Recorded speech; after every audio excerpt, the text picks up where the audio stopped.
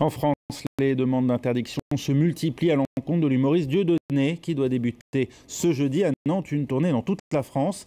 L'ancien Premier ministre Alain Juppé vient ainsi d'annoncer l'annulation du spectacle prévu dans sa ville de Bordeaux le 26 janvier prochain. Plus tôt dans la journée, le ministre de l'Intérieur Manuel Valls a transmis une circulaire au préfet qui ouvre la voie à l'interdiction de ces spectacles face au risque de troubles à l'ordre public et afin de respecter la dignité humaine. Il est passé à l'offensive. À 3 jours du début de la tournée de Dieudonné, Manuel Valls sort l'arsenal juridique pour empêcher l'humoriste controversé de remonter sur scène. Ces spectacles ne relèvent en rien de la création artistique. J'ai donc adressé cet après-midi une instruction, une circulaire à l'ensemble des préfets. Elle rappelle que les maires ou les préfets peuvent interdire un spectacle pour risque de trouble à l'ordre public. Selon la circulaire en question, le risque de trouble à l'ordre public est réel. Les spectacles de Dieudonné ayant déjà donné lieu à des infractions pénales.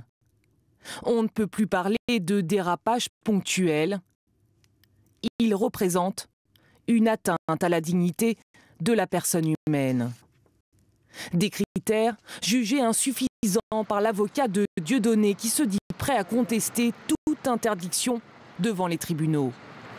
Le ministre de l'Intérieur nous a fait dès son premier communiqué un aveu qu'il était très difficile et que ce sera très long pour pouvoir interdire un jour à un humoriste ou à mon client, Dieudonné, de pouvoir se produire. Donc aucun moyen légal d'interdire les spectacles de mon client. Pour faire pression sur les autorités, les associations antiracistes appellent à des rassemblements.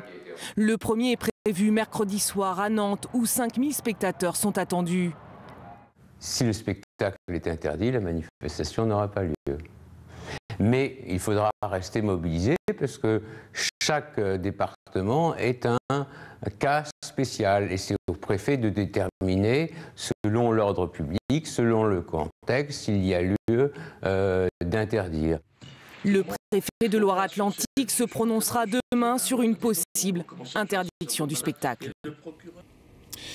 L'adieu à Eusebio, des milliers de supporters étaient réunis dans la matinée au stade de la Luz à Lisbonne pour rendre un ultime hommage à l'icône du football portugais.